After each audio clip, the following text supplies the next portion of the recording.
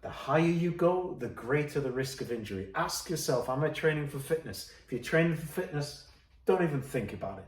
On balance, I'd say 99% of people don't need to be using this. Plyometrics, very fashionable. You see these sorts of things, usually much more colourful, bright boxes in gyms, because they're trying to sell something. Do you need to do it? Is it beneficial? And what are the risks? Okay, from a sports coaching point of view, plyometrics are used to develop power. Now, unless you are a power athlete, i.e. someone that's a jumper, a triple jumper, a long jumper, something like that, you probably don't need to be doing this as part of a regular fitness regime.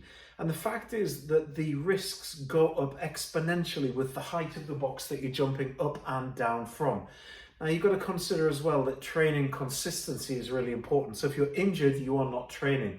So are these things a good idea for fitness? No. I'll give you a few parameters as to when you should or shouldn't be using this. Right, you need to have at least a training age of 2 before you use these things. That means you've been training for 2 years, okay? A training age of 5 means you've been training for 5 years. Also, if you're over 40 years old, no, stay away from it. You're just going to get yourself injured. So your optimum really for this is somewhere between the age of 18 and around about 32 years. Beyond there, I would say that there's not too much point in using the things. So why do we see people doing it? Well, we see people doing it because they've seen someone do it on YouTube, and you see people competing against each other for higher and higher jumps.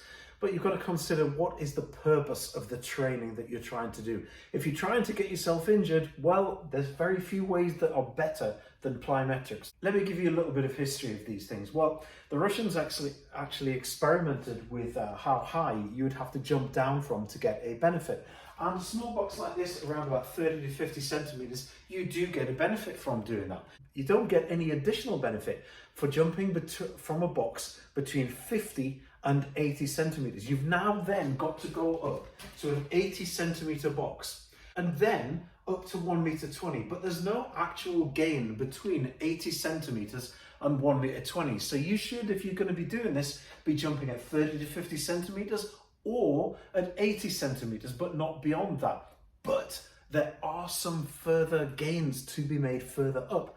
Now, once you've gone past that 1 meter 20, you can then go up further. And when I say further, I mean we're talking scary further.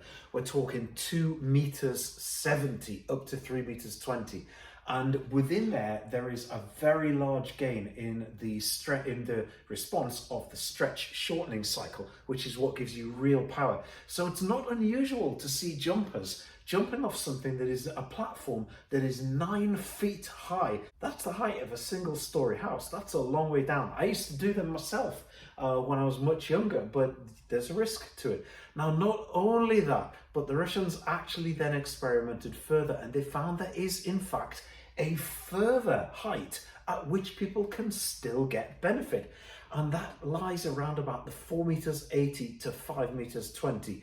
The Russians then went further than that, and what they did was to work on the kinesthetic response. They blindfolded people while getting them to jump off a platform which is 3 feet higher than a double-decker bus. Now, they found that with the athletes that survived, that they were able to actually get a benefit and a gain.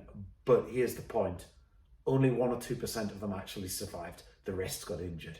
So the higher you go, the greater the risk of injury. Ask yourself, am I training for fitness? If you're training for fitness, don't even think about it. There's no point.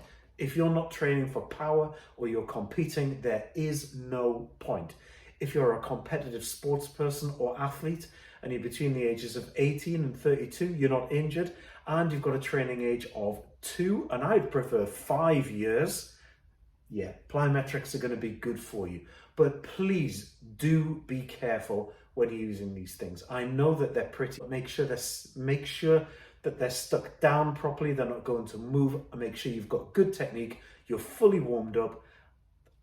On balance, I'd say 99% of people don't need to be using this. Just my opinion. Let me know in the comments below what you think. Like and subscribe, it does help out. Cheers.